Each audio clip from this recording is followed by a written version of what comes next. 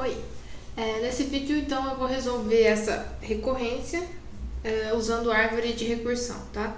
Então, lembrando que é uma árvore de recursão, é uma árvore onde os nós representam chamadas de um programa, né? Então, essa é uma chamada. Se ele tem filhos é porque foi feita uma chamada recursiva. E o rótulo dele é o tempo que eu gasto, né, para executar esse nó. O tempo que eu gasto além das chamadas recursivas, tá? Isso aqui é uma árvore, ela indica que está sendo feita uma chamada e ela leva tempo, essa chamada leva tempo t de n, tá? O que não é muito útil pra gente, né, como a gente já viu. Mas eu sei que t de n é t de n sobre 2 mais t de n sobre 4 mais n. Então eu tô recebendo uma informação de que eu tenho duas chamadas recursivas e eu ainda gasto um certo tempo extra fora dessa chamada, né? Então eu poderia, na verdade, desenhar essa árvore um pouquinho melhor, né? Eu gasto tempo n além do que eu gasto nas chamadas recursivas, só que eu ainda tenho uma chamada para n sobre 2 e eu tenho uma outra chamada aqui para n sobre 4, né? Então eu represento isso na árvore também. E aí eu continuo substituindo isso. Na verdade, essa chamada aqui para t de n sobre 2, na verdade ela está representando o tempo que eu gasto ali para n sobre 2, que no fundo é dado pela própria recorrência, né? T de n sobre 4 mais t de n sobre 8 mais n sobre 2. Mesma coisa aqui para a chamada para o t de n sobre 4. Eu posso usar a recorrência para descobrir o que é t de n sobre 4 e substituir isso na árvore também. E aí eu fico com essa árvore agora, né? Então, t de n sobre 2 foi substituído pelo tempo que eu gasto fora das chamadas recursivas, mais o tempo das duas chamadas recursivas, né? Tá aqui. Mesma coisa aí para o t de n sobre 4. Foi substituído ali pelo que eu gasto, além das chamadas, mais o tempo das duas chamadas, né? E aí a gente pode de novo pegar, descobrir o que é t de n sobre 4, né? T de n sobre 8, t de n sobre 16 e substituir isso, tá? Então tá aqui, eu já comecei a substituir t's por só o tempo que eu gasto ali, né? Então a gente percebe que essa coisa vai diminuindo, né? Então eu começo com um tamanho n, depois fica n sobre 4, n sobre 16, n sobre 64 e eventualmente eu vou ter que chegar em 1, né? Porque eu tô sempre diminuindo o tamanho, o n ali. Acontece que essa árvore aqui ela é um pouco torta, né? Então aqui eu tô sempre ficando com um quarto do problema que eu tinha antes, né? Desse ramo aqui. Por esse outro ramo eu tô ficando com metade do problema que eu tinha antes, né? Então esse ramo vai demorar um pouquinho mais para ele conseguir chegar em 1. Ele vai chegar, mas ele vai demorar mais do que o outro para chegar em 1, né? Então essa árvore aqui ela é um pouquinho torta, diferente das árvores que a gente costuma ver, né? Mas não é um problema, porque eu consigo pelo menos ter uma ideia do que está acontecendo aqui, né? Então a ideia é que a gente possa, olha, essa árvore aqui, aliás, ela está correspondendo ao tempo que eu gasto para executar algo de tamanho n, né? Ela com certeza, quando eu somar todos os tempos aqui dos nós e de todos os níveis, certamente vai ser mais do que o tempo gasto, que seria gasto nessa árvore azul. Essa árvore azul é uma árvore que termina aqui no mesmo nível desse ramo, né? E é uma árvore que eu conseguiria obter se eu tivesse sempre dividido os problemas por 4, né? Se todos os problemas tivessem sido divididos por 4, ela terminaria bonitinha aqui no mesmo nível. Então o tempo da minha, que é o tempo n, ele certamente vai ser maior do que o tempo da árvore azul.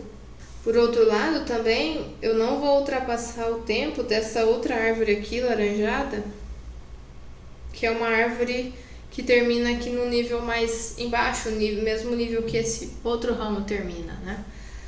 Então, nessa árvore aqui, eu obteria essa árvore, né, se eu tivesse conseguido dividir todos os problemas por 2. Então, o tempo da árvore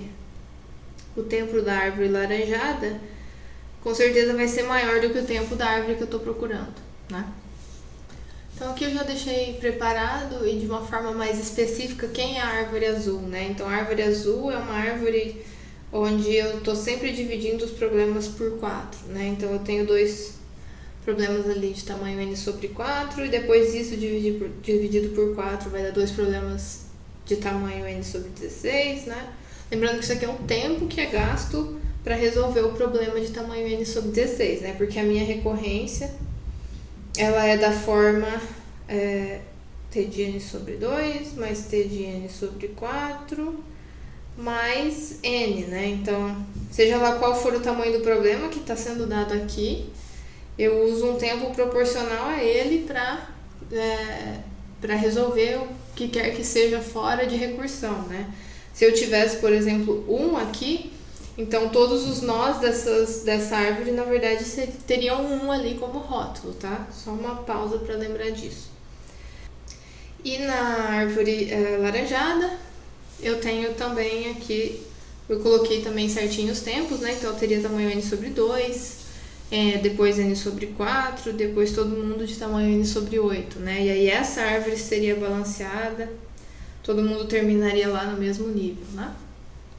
Bom, então, já que o tempo que a gente está procurando é algo entre o tempo dessa árvore azul e o tempo da árvore laranjada, vamos analisar o tempo aqui dessa árvore azul, né? Então, qual que é a ideia? Eu sei que cada nó está com um rótulo ali que é o tempo, então se eu conseguir somar o tempo de todos os nós da árvore, eu tenho o tempo da árvore. E uma coisa que a gente faz é somar esses tempos por nível, né? Então, vamos marcar aqui em que nível eu tô, né? Então, esse primeiro aqui é o nível 0, depois eu vou para o nível 1 da árvore, nível 2, o nível 3, tem um certo nível I qualquer e tem o último nível ali, que é onde eu alcancei um problema de tamanho 1. Qual é esse último nível aqui? É o tempo que... é o nível, né? Então, quantas vezes eu precisei dividir n por 4 para conseguir chegar num problema de tamanho 1, né? Então, isso vai me indicar qual é o nível ali de baixo. Bom, eu precisei fazer isso log de n na base 4 vezes, tá? Então, depois de log de n sobre 4 divisões do n por 4, eu consegui chegar em 1, tá? Quantos problemas eu tenho por nível, né? No primeiro nível eu tenho 1, depois 2, depois 4 problemas, 8 problemas. Então, a gente consegue ver que é sempre 2 elevado ao nível, né? Então, no final eu vou ter 2 elevado ao log de n na base 4 problemas. Quanto tempo eu gasto por problema, né? Então, tempo por problema. Bom, no primeiro nível, no nível 0 ali, né, a gente gastou tempo n, depois a gente gasta tempo n sobre 4, depois n sobre 16, depois n sobre 64, né?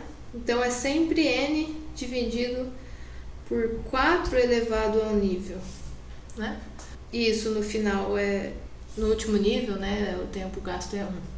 Então, agora que com essas informações aqui, a gente consegue descobrir qual é o tempo dessa árvore azul, né? É uma soma para todos os níveis que eu tenho. Eu sei que eu tenho níveis de 0 até log de n na base 4.